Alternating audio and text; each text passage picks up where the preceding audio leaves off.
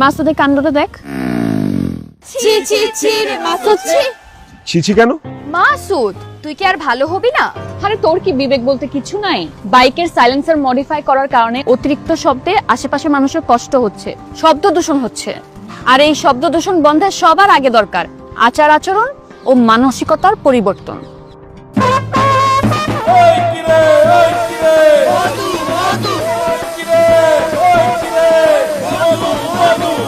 আপা, দোকান উদ্বোধন করতেছি, আইসেন। একদম খাঁটি মধু। কিন্তু আপনার আচরণ তো ভেজালে ভরা। কি কইতে চান? আমি ভেজাল 19-20 মধু বেচি না।